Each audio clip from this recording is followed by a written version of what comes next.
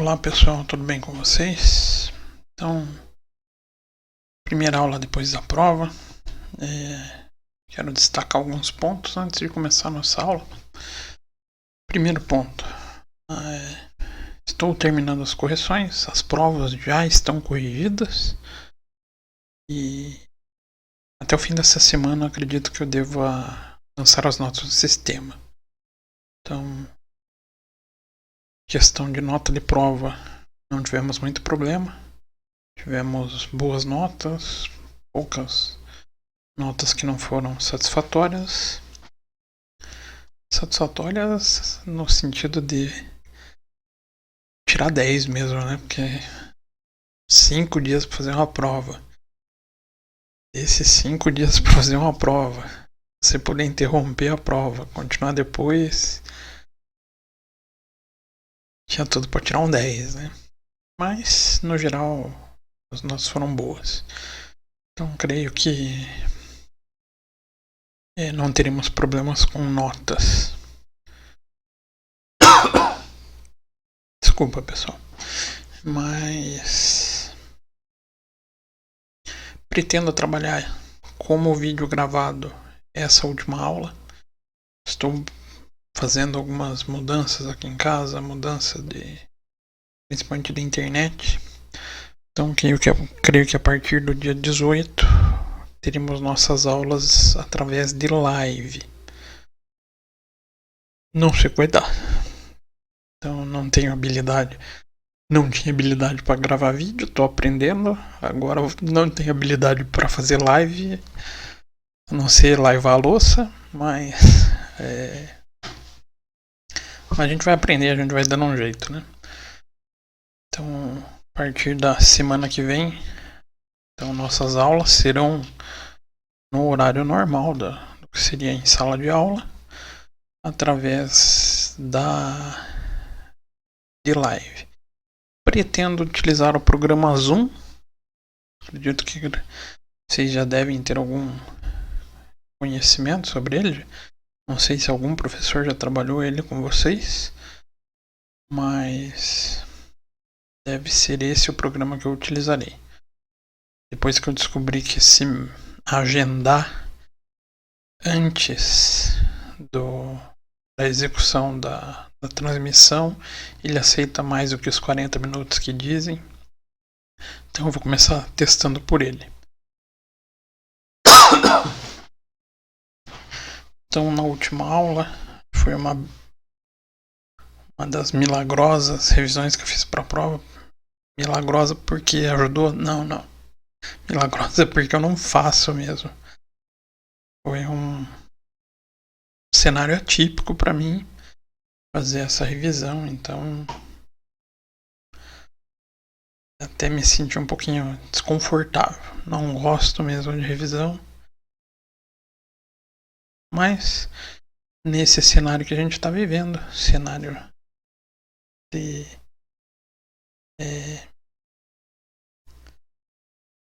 adaptações mesmo, né?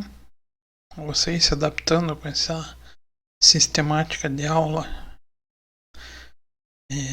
em casa, sem poder muito ter o contato de sala de aula, que faz falta. Professor, então, apesar que na aula de perícia eu acabo não escrevendo tanto no quadro, mas faz falta. Querendo ou não, faz falta. Em relação às atividades, pretendo continuar no mesmo ritmo, dando pequenas atividades voltadas, já com a ideia de preparar vocês para o exame de suficiência na disciplina de perícia. Então, com as questões que a gente vai fazendo, vou sempre postar 4 questões por aula, para que vocês vão resolvendo. Dificilmente vocês vão chegar no dia da avaliação do exame de suficiência, que não tem nem prazo, né, gente? A gente não faz ideia de quando vai acontecer. A gente consiga, então, tomar tomar conhecimento dessas questões, passar com facilidade e se preocupar um pouco mais com as outras áreas. Então, esses eram os recados. Próxima aula, então, será através de live. Boa ou ruim, não sei, mas com o programa Zoom no horário normal de aula. Hoje, então, a gente vai continuar nossa sequência de estudos. A gente já falou de planejamento, falamos de questão, até tinha um trabalho um pouco maior para passar para vocês de questões. Até me segurei esse trabalho para não atrapalhar tanto no desenvolvimento das provas de vocês. Mais para frente eu trago ele. Tá feio o negócio, gente. Mas não é Covid, tá? Então passamos por essa parte das questões, passamos por essa parte do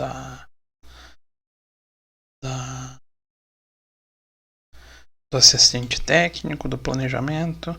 Agora a gente vai começar a falar um pouquinho sobre a execução do trabalho de perícia e depois entraremos na figura de laudo, assuntos mais para finalização. Então, dentro daquelas 3 grandes etapas que a gente teria na perícia, a gente estaria entrando na segunda, a execução da perícia contábil. Então, vamos para a nossa aula. Então, execução da perícia contábil. Basicamente, existem 2 tipos de justiça no quais os profissionais de contabilidade podem auxiliar nesse processo de perícia através, como peritos contadores, 2 tipos que eu trago, 2 tipos principais onde a gente ganha um espaço maior de atuação é na justiça civil. Então atuamos na justiça civil e na justiça trabalhista. Lembrando, justiça criminal a gente tem pouca demanda. Então, perito contábil criminal, se não for o perito da área pública mesmo, né? Existe pouca demanda para isso. Mas isso não significa que não existe. A demanda para esse perito criminal também existe, mas não é tão grande, não existe tanto mercado quanto justiça civil e justiça trabalhista. Tá ok? Professor, dos 2, qual é o maior? Com certeza a justiça trabalhista. Ela demanda muita atividade da perícia contábil. Porém, são atividades de menor porte. Lembrando aqueles critérios de NBCTP 01 sobre precificação de honorários. São honorários também um pouco mais baixos. Valores de causa mais baixas, complexidades um pouco mais baixas. Isso faz com que o valor do honorário seja realmente um pouco mais baixo. E a justiça civil, diversas áreas, então bastante especialidades a gente pode explorar e com honorários um pouco mais alto do que a trabalhista, mas demanda menor que a trabalhista, tá ok? Em geral, a justiça civil, quando existe a necessidade da perícia, obriga os depósitos honorários periciais a priori, o que não acontece na trabalhista. Veja uma diferença entre as duas, na qual os honorários são solicitados quando a entrega do laudo pericial contábil. Lembrando, solicitado não é que seja estipulado valores. O valor do honorário corre antes. Mas o momento do pagamento para o perito ou para o depósito judicial é diferente. Então, sempre na justiça civil, não se dá início ao processo pericial sem o depósito judicial. E essa diferenciação de tratamento de honorários deve ser o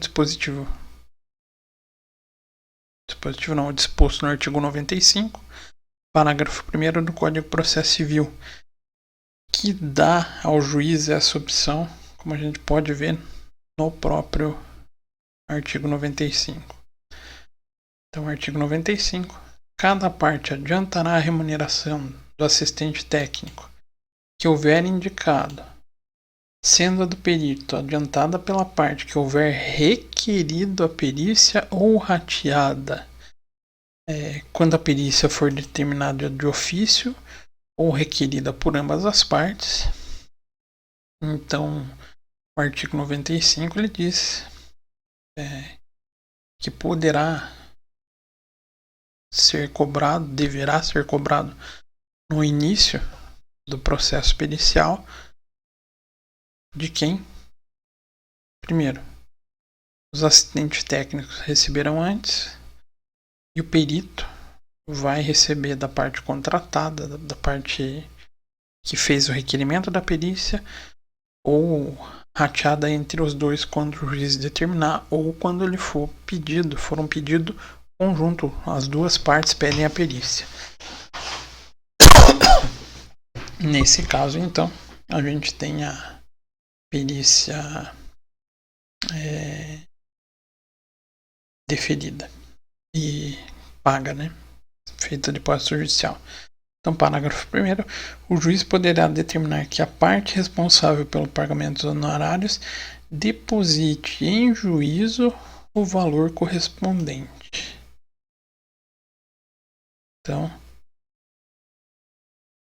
o grifo aqui seria esse, tá, gente?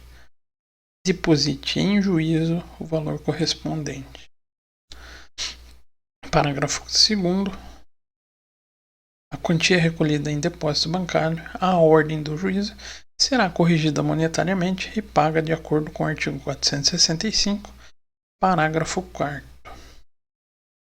Então, feito o depósito judicial, feita essa necessidade ou essa solicitação ou esse deferimento da perícia, o honorário deve ser feito recolhimento através de depósito judicial e a quantia depositada durante o período que ficar em conta judicial sofrerá atualização monetária. E essa atualização monetária vai ser retirada juntamente com o honorário. Então, as perdas fruto de inflação no período não vai ocorrer, tendo em vista dessa atualização. Mas o perito só vai poder solicitar isso após liberação do alvará do juízo. O juiz terá que emitir o alvará de liberação de depósito judicial para o saque. Tá ok?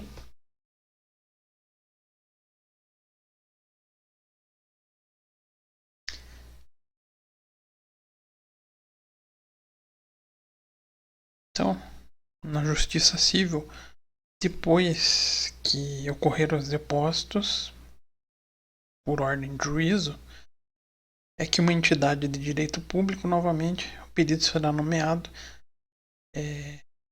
será chamado para dar início aos trabalhos de perícia, que vão terminar, então, resultando no laudo pericial contábil. Então, somente depois do depósito judicial confirmado, o juiz vai então notificar o perito para que ele possa sacar o seu honorário. Então, somente nesse momento ele vai poder, sacar o honorário não, dar início no trabalho da perícia contábil. Então, ele fez todo o planejamento bonitinho, deixou tudo estipulado, fez a petição de honorário. Bacana. O juiz aceitou, as partes aceitaram. Então, determina-se para que as partes ou a parte responsável faça o depósito judicial. Feito o depósito judicial, o perito ele vai então ser notificado pelo juízo para que se inicie efetivamente os trabalhos de perícia e, consequentemente, vai, dentro do prazo estipulado, fazer a entrega do laudo. Então, o trabalho de execução pericial só vai começar a existir depois, então somente depois que ele tiver o ok do juízo com o depósito judicial feito.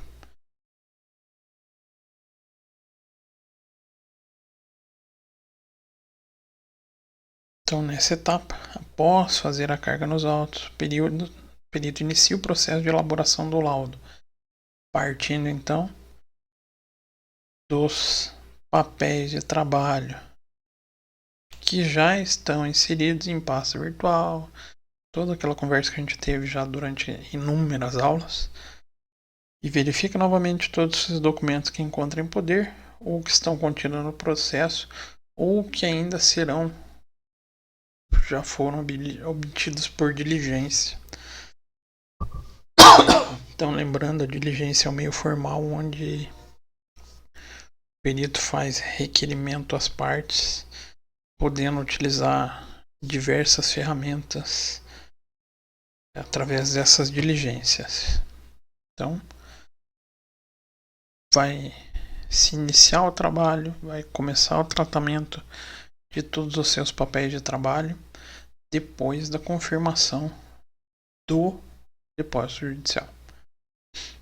Se houver necessidade de um novo documento, claro, o perito fará nova diligência para assim conseguir essas informações com o auxílio do assistente técnico das partes, sempre quando ele foi contratado, e do contrário, verá qualquer pessoa ou vai intimar sua diligência a qualquer pessoa que seja representante ou responsável legal das partes.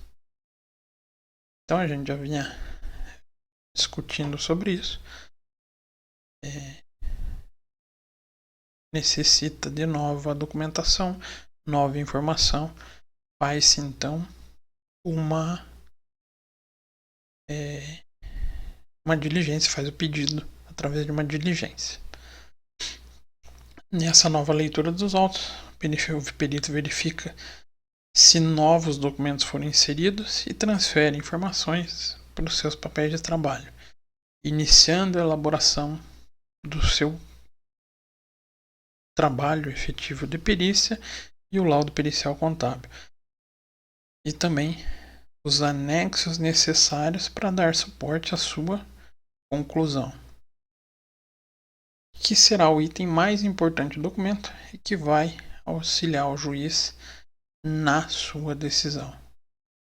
O item mais importante é o anexo? Não, é o laudo. O laudo com seus devidos anexos. Sem ele, não tem decisão. E também não tem recebimento de honorário. Mas o laudo bem escrito e com os anexos bem detalhados vão servir de suporte, então, pro laudo, para a decisão do juiz através da resposta aos seus quesitos. E a NBC TP01 trata o laudo nos seus itens 58 e 59, especificado de maneira como ele deve ser feito. Não se preocupem, aqui é só uma pincelada do que é o laudo, a gente vai ter uma aula dedicada sobre laudo. Mas o que a norma especifica? Então vamos para o item 58. O laudo pericial contábil e o parecer pericial contábil são documentos escritos nos quais os peritos devem registrar de forma abrangente o conteúdo da perícia e, particularizar os aspectos e as minudências que envolvam seu objeto e busca de elementos de prova necessário para a conclusão de seu trabalho. Então, que é um documento escrito mais do que tranquilo, que serve, obviamente, para registro do conteúdo da perícia, particularizando sempre o objeto da perícia e que envolvam os elementos para prova de conclusão do seu trabalho. E obriga a norma que os peritos, no encerramento do laudo pericial contábil ou do parecer pericial contábil, consignem de forma clara e precisa suas conclusões. Então o laudo ele vai ser o detalhamento do seu trabalho, respondendo as questões do juízo e sempre trazendo a resposta final ao quesito de forma clara e precisa, da maneira que o juiz espera para sanar a sua dúvida. Então não adianta você de repente montar planilhas maravilhosas, mas na sua conclusão sobre a pergunta você não é claro, não é direto. O que vai acontecer? Vai sobrar mais trabalho. Vai existir o laudo, pedido de um laudo de esclarecimento. Porque você pode ter feito o melhor trabalho do mundo. A sua resposta não foi clara para o juiz. Não serviu para a tomada de decisão. Então, o juiz ele acaba solicitando, não só o juiz, mas o juiz ou as partes acabam solicitando esclarecimentos. Para que assim seja respondido de forma mais clara. Clara é a palavra mais certeira. Lembrando, clara não é minimalista, não é da resposta superficial. Clara é uma resposta precisa, certa, mas de entendimento de quem não é da área. Então é esse o objetivo, uma resposta que sirva para o entendimento para quem está envolvido nos processos, mas não é um perito contador. Não é nem contador. Então a resposta ela tem que seguir essa linha, mas lembrando, não é questão de ser minimalista. Não é que essa resposta vai ser rasa, superficial. A resposta nesse sentido vai sofrer pedido de esclarecimento com toda a certeza. Ok? E se começa falando do síntese do objeto da perícia. Então, o objeto da perícia é o fato principal, aquilo que se discute nos autos. Aquilo que se discute nos autos. O motivo que iniciou o desentendimento entre as partes está inserido na inicial. O item 68 da NBCTP 01 descreve como o que está a seguir. Então, o que é a síntese da perícia? Então, o primeiro trabalho na execução da perícia vai ser o levantamento dessa síntese. Síntese do objeto da perícia. O relato sucinto, de forma que resulte numa leitura compreensível dos fatos relatados ou na transcrição resumida dos fatos da lide sobre questões básicas que resultem na nomeação ou na contratação do perito. Então, a síntese da perícia, a primeira coisa que o perito vai tentar descrever, vai fazer o levantamento e deixar descrito nos seus controles para que seja montado o laudo, é entender o que está acontecendo. O que é o motivo da briga? Então a gente acaba vendo muitas peças jurídicas sempre eles tendem a trazer essa síntese. Às vezes a gente que não é muito da área, quando pega um processo, acha até um pouco chato. Porque toda peça traz uma síntese. O autor traz a síntese, o réu traz uma síntese, a decisão do juiz traz uma síntese. Todo mundo faz um resumo. Mas no nosso laudo também a gente segue essa linha de escrita jurídica. Então, o primeiro ponto que a gente vai começar a descrever é essa síntese, ou essa forma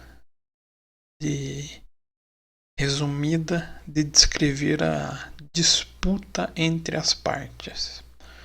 Tá ok? Então esse item da inicial é muito importante e o perito deve pautar em seu trabalho nele.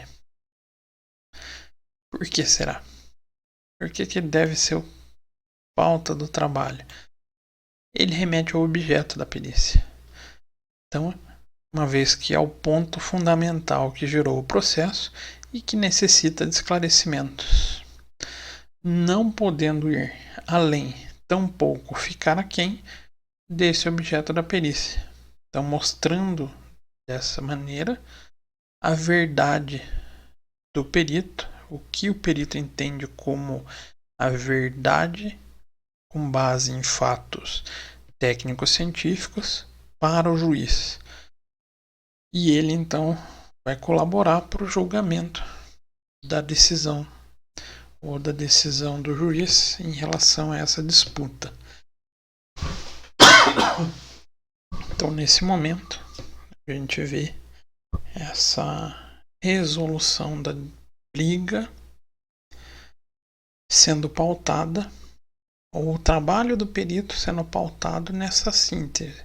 Então, por isso que o primeiro ponto da execução, a gente pensa na síntese, porque ali é o que indica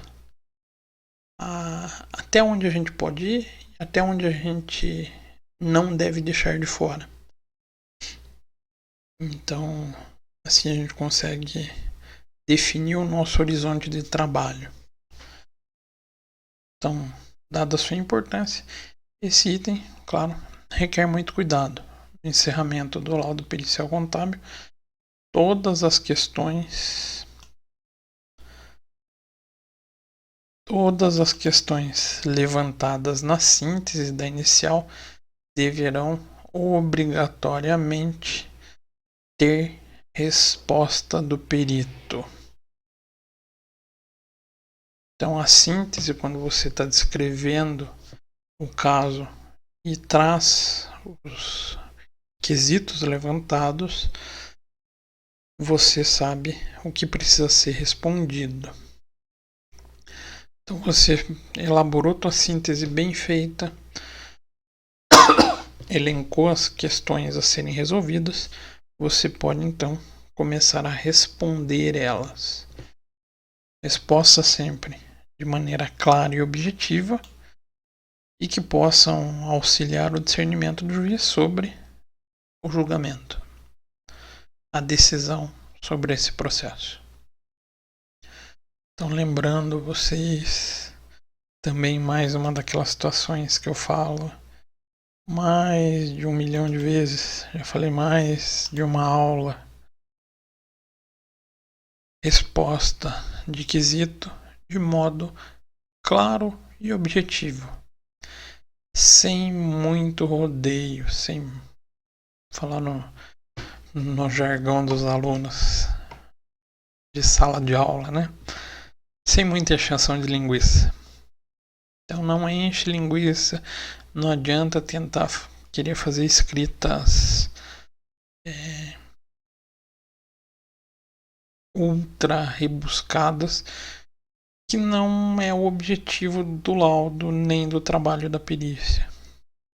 O objetivo é responder de modo mais claro e mais simples o que o juiz precisa. para que ele possa então tomar a decisão sobre a disputa. Nada de textos longos e mirabolantes, longos e difíceis. Tá certo que texto difícil para juiz se bem que hoje em dia não dá para desconfiar de mais nada, né? Mas esses textos buscam ser o mais claro e mais diretos e simples possíveis. O juiz gosta de perito que responda de maneira objetiva o que ele precisa. Só. É isso o objeto de desejo do juiz. Você fez isso, fez bem feito, você com certeza será chamado para novas perícias para esse mesmo juiz, com toda certeza.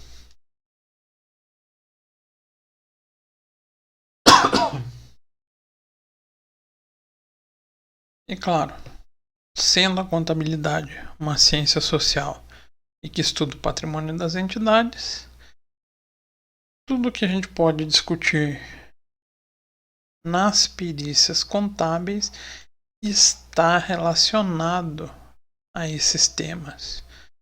Então, exemplos do que se discute no objeto das perícias contábeis. Primeiro, questões, obviamente, contábeis.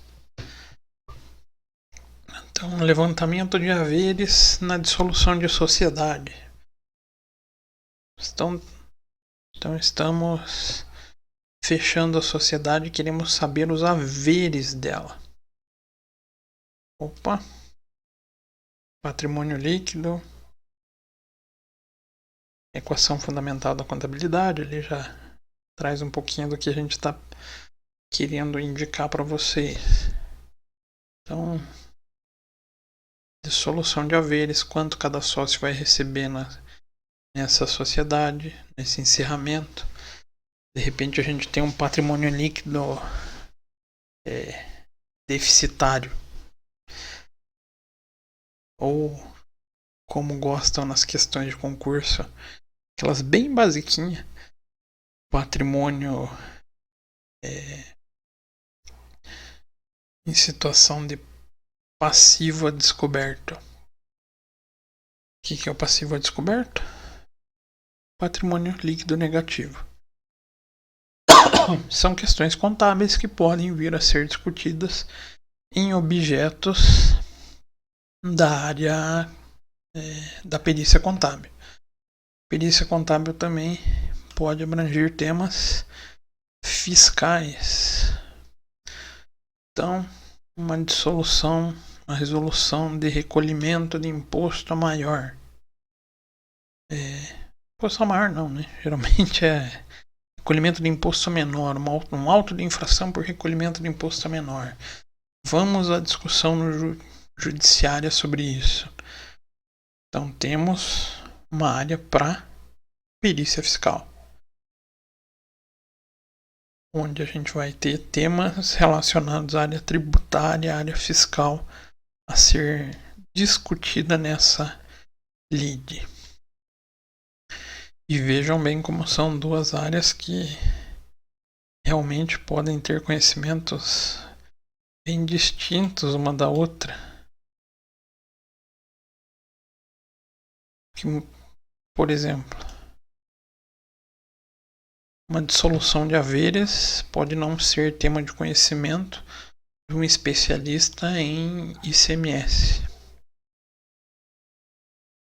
Então pode ver aqui duas áreas de conhecimento distintos, que exigem profissionais distintos.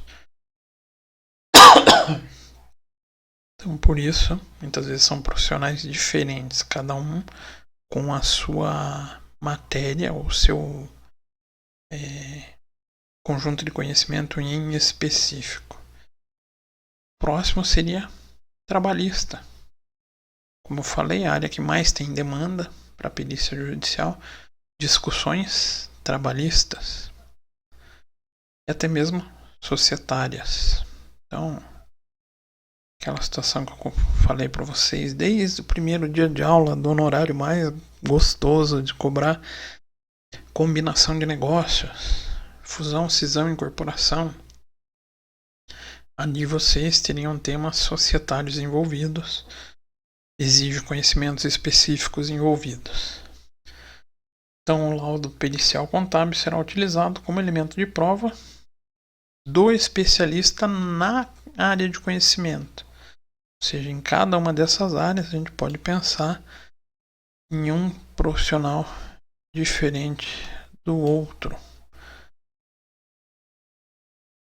e que vai mostrar a verdade que envolve os assuntos contábeis, auxiliando teoricamente um leigo na área contábil, que é o juiz, na sua tomada de decisão. Então, com base no que se discute os autos, o perito vai desenvolver os trabalhos que culminarão na elaboração do laudo pericial contábil. E depois de ler, repassar todas as folhas dos autos, o perito dará início ao seu trabalho e, se necessário, ele vai desenvolver planilha, vai elaborar cálculo, vai elaborar formas de auxiliar ou projetar ou até mesmo presumir valores, situações para a sua elaboração do laudo. Então é importante nesse momento identificar se o processo contém realmente quesitos ou não. Puxa, professor, mas a gente falou tanto em quesito, pode ter processo que não tenha quesito? Pode. Quando vai acontecer isso? Quando vocês tiverem um pedido de, exemplo, né? Reapresente o balanço da empresa tal, na data tal.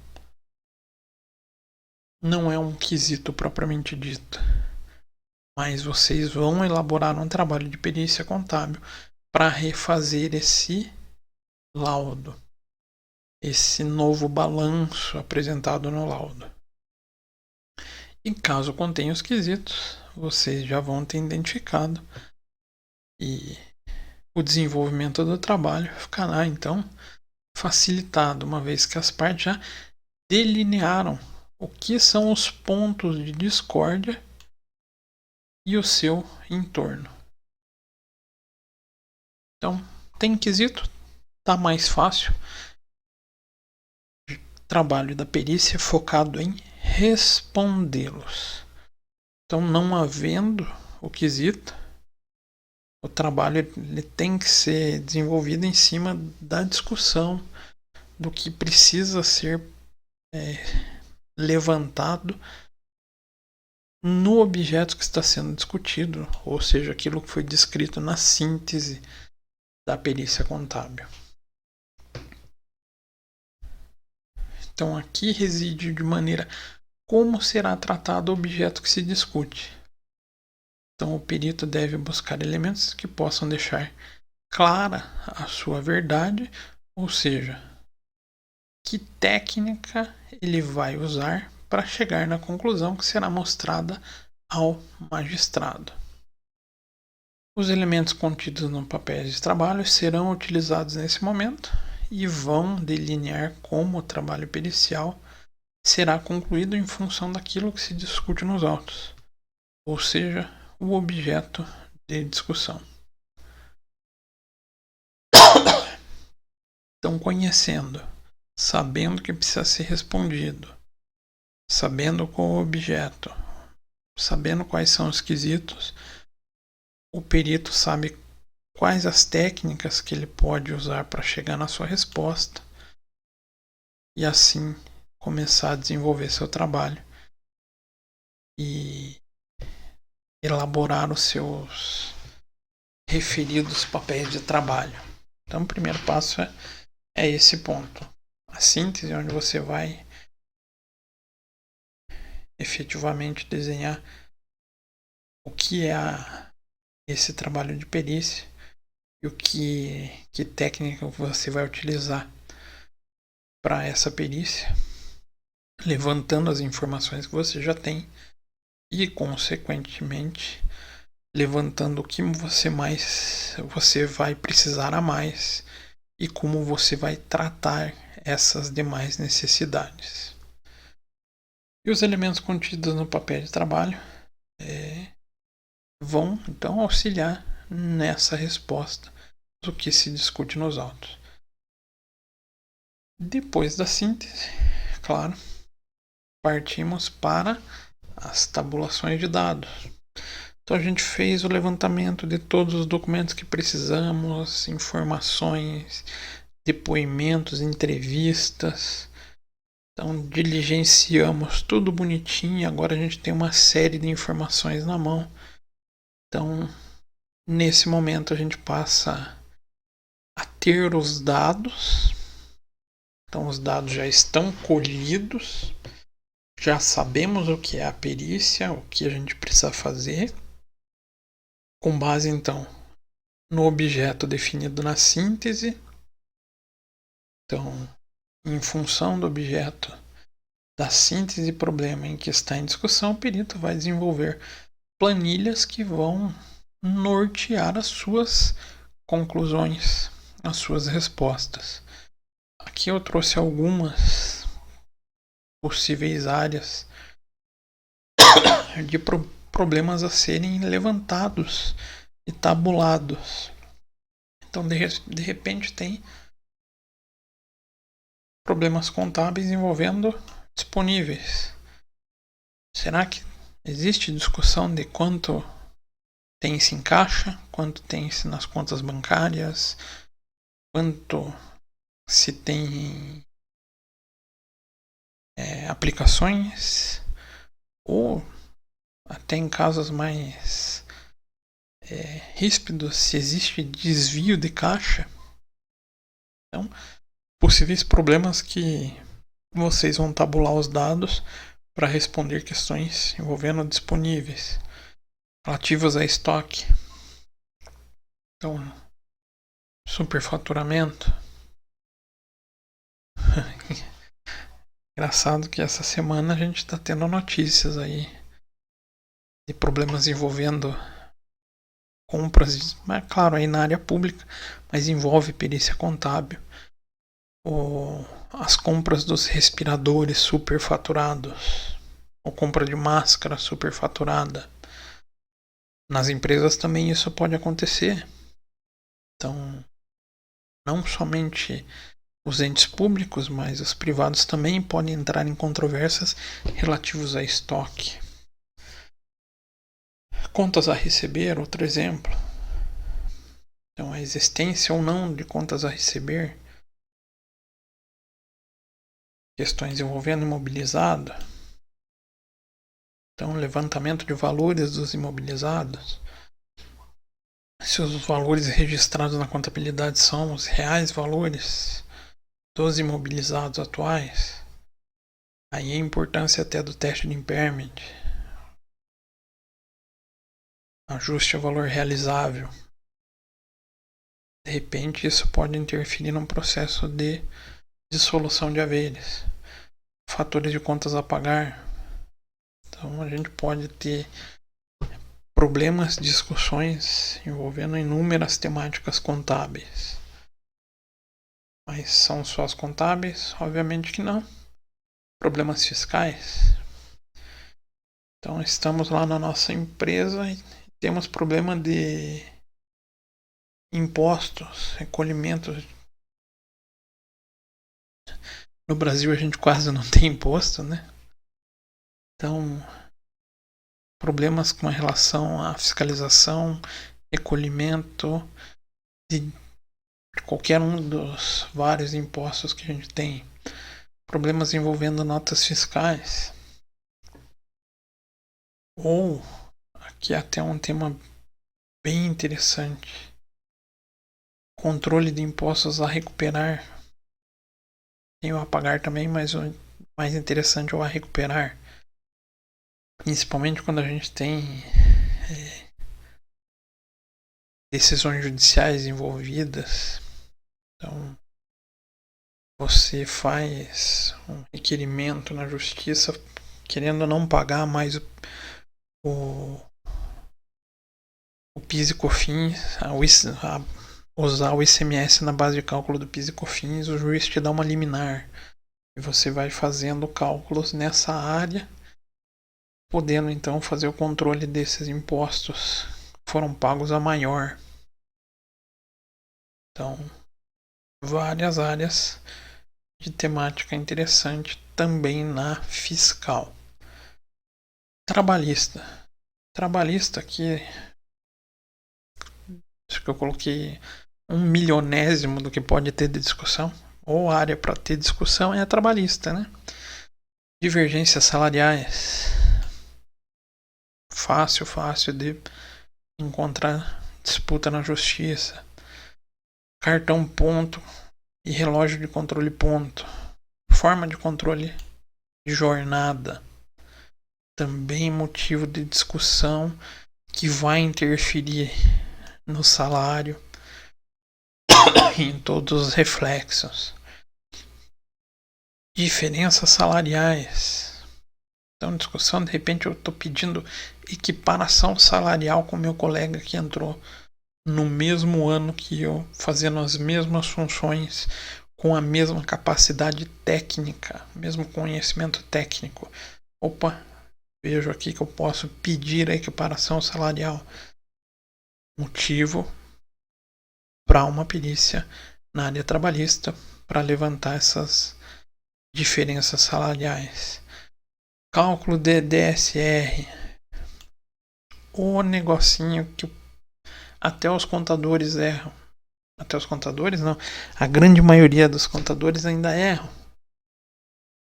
Infelizmente, gente, tem muito contador. Se o sistema que ele contrata de contabilidade vier parametrizado errado para calcular DSR, ele vai calcular errado. E isso pode gerar demandas na área judicial. Cálculo de hora extra, cálculo de insalubridade, cálculo de adicional noturno. A gente poderia aqui preencher uns 10 slides com temáticas somente trabalhistas. Então, por isso que eu frisei para vocês no primeiro slide do material. A área que mais tem demanda é a trabalhista. Trabalhista envolve muita perícia contábil. Porém, contudo, todavia, é a que menos remunera pelo trabalho de perícia, visto aquelas características definidas na NBCTP 01. Então, esses são mais uma dos possíveis problemas. E problemas societários. Cadê meu mouse aqui? Contrato, estatuto social, resolução de dúvidas, disputas sobre esse contrato, estatuto. Até esse não sem pode ser resolvido até sem muita necessidade do perito, a não ser que envolva a figura da combinação de negócios. Falando em combinação de negócios, esquece, não existe sem perito contábil, tá bom? Não tem como. Outra situação, dissolução societária. A sociedade está se desmanchando. Apesar de ser tratado dentro da combinação de negócios, ela foge da fusão ou incorporação, mas ela entra numa situação onde ela está se desfazendo. Então aqui existe a perícia contábil até para que os sócios conheçam os seus haveres, os seus valores a receber.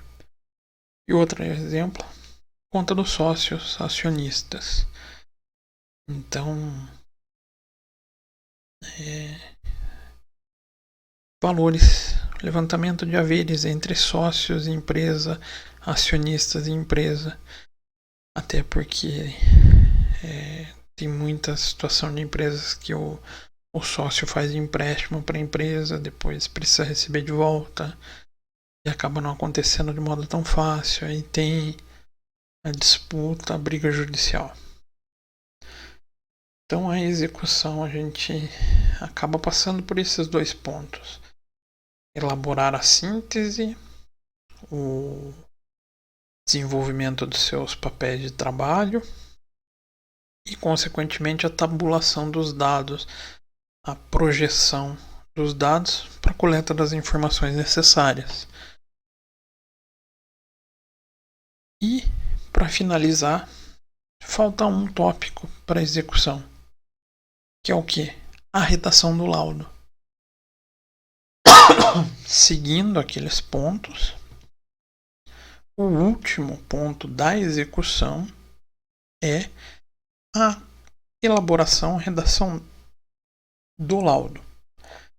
Então, não vou tratar nessa aula a elaboração do laudo, porque ficaria muito extenso, a gente deixa para ter um dia só sobre laudo. Então, para a gente finalizar a execução, falta a gente discutir a elaboração do laudo. Professor, e todo esse trabalho envolve todos os tópicos anteriores? Sim. Todas as técnicas de perícia utilizadas durante o processo são, como vocês podem lembrar aqui nesse slide, todas as técnicas são elencadas, são utilizadas, são escolhidas para melhor resolução da sua dúvida. Se você tem uma equipe, você vai discriminar a atividade de cada um deles. Tudo isso vai ficar a cargo do perito. Então, toda aquela conceituação que a gente já vinha tendo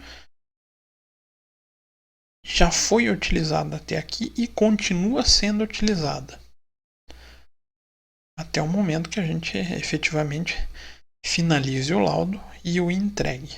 Tá ok? Então, pessoal, sobre a execução a gente vai continuar então na próxima aula. Então, essa continuação vai ser do laudo. A gente vai falar um pouquinho dos prazos e daí provavelmente já vai ser uma live. Esse negócio de live aí tá uma situação muito estranha, gente. Eu preferia estar em sala de aula mesmo, não live. Mas fazemos o que é preciso. Tem que gastar mais, né? Vou ter que trocar minha internet. Faz parte. Acho que todo mundo tem que fazer um esforço para que o processo dê sequência e a vida de vocês não pare. Ainda mais vocês que já estão no 7º período, quase 8º período, louco para pular fora, né? Louco para fazer o exame de suficiência, finalizar o ano, pegar o diploma, ir lá no CRC, fazer o seu registro e depois só pensar em uma especialização. Então a gente conversa mais na próxima aula e realmente conversando ao vivo e acho que a cores, né? Se a banda larga permitir a cores. Então, bons estudos, pessoal.